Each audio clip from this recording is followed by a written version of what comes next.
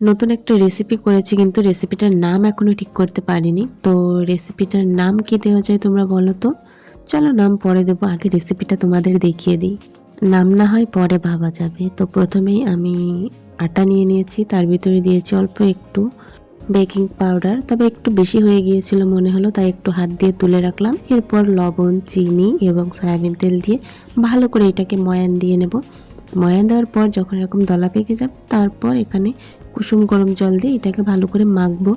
কিন্তু আমার জলটা একটু বেশি গরম হয়ে গিয়েছিল, যাই হোক কোনো সমস্যা নেই জলটা বেশি গরম হলেও।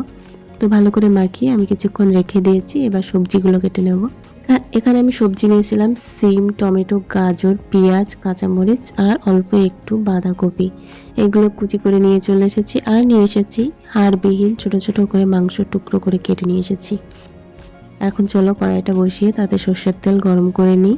এরপর তার ভিতরে মাংসটা প্রথমে দিয়ে দেবো। এর মাঝখানে আমি একটু লবণ দিয়েছিলাম, যেটা স্কিপ করে গেছে ভিডিওতে। এরপর এর ভিতরে দিয়ে দেব কাঁচামরিচ এবং পেঁয়াজ কুচি, একটু নেড়ে চেড়ে তারপর সবজিগুলো সব একে একে দিয়ে দেব। সবজিগুলো সবগুলো দিয়ে একসঙ্গে মিশিয়ে একটু নেড়ে চেড়ে নেব। অনেক রকম সবজিও দিয়েছি, আর সাথে মাংসটা দেওয়ার কারণে একটা আলাদা টেস্ট আসবে। তো যাই হোক, এর ভিতরে এখন দিয়ে দেবো একটু লবণ পরিমাণ মতো আর অল্প পরিমাণে হলুদ গুঁড়ো। এরপর এটাকে নেড়ে চেড়ে ঢাকনা দিয়ে 2-3 বার ঢেকে সেদ্ধ করে নেব। যখন সবজিটা সেদ্ধ হয়ে যাবে তখন এটাকে টানিয়ে একটু শুকনো শুকনো করে ভাজি করে নেব। ভাজিটা যখন শেষের দিকে, তখন এর ভিতরে আমি 1/2 চামচ গুঁড়ো মশলা দিয়ে দিয়েছি। গুঁড়ো মশলায় ছিল জিরের গুঁড়ো আর গরম মশলার গুঁড়ো। তো যাই হোক, এই পাশে আটাটা মেখে রেখেছিলাম, সেই আটাটা আবার আর একটু মেখে নেব। আর একটু ভালো করে মেখে নিয়ে এটাকে আমি ছোট ছোট ডো, রুটির থেকে একটু ছোট আকৃতির কয়েকটা ডো কেটে নেব। যেরকম সাইজের বানাতে চাও তোমরা সেরকম সাইজে কাটতে পারো। এরপর এর ভিতরে কুলি পিঠাতে যেমন পুর দেওয়া হয় ভিতরে, ঠিক সেইভাবে ভেজে রাখা সবজি আর মাংসটা এর ভেতরে দিয়ে সুন্দর করে গোল করে বলের মতো বানিয়ে ফেলবো। তো আমি কিভাবে বানিয়েছি চলো তোমাদের একবার দেখিয়ে দিই।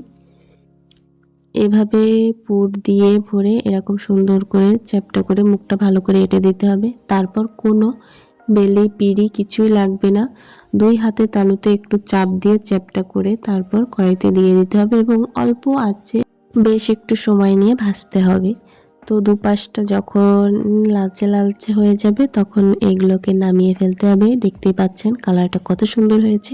এভাবে একে একে সবগুলো ভালো করে ভেজে নিতে হবে। ভাজার পর গরম গরম এগুলো খেতে যে দারুণ লাগে। আমি একটু ভেতরে দেখিয়ে দিলাম কতটা পরিমাণ পুর আছে এর ভেতরে। এটা দেখতে যতটা না লোভনীয় হয়েছে, খেতে কিন্তু তার থেকে বেশি টেস্ট ছিল। তো তোমরা অবশ্যই বাড়িতে বানিয়ে খাবে, আর এই রেসিপিটার কি নাম দেওয়া যায় সেটাও বলে যাবে। ভিডিওটি ভালো লাগলে চ্যানেলটি সাবস্ক্রাইব করে পাশে থাকবে।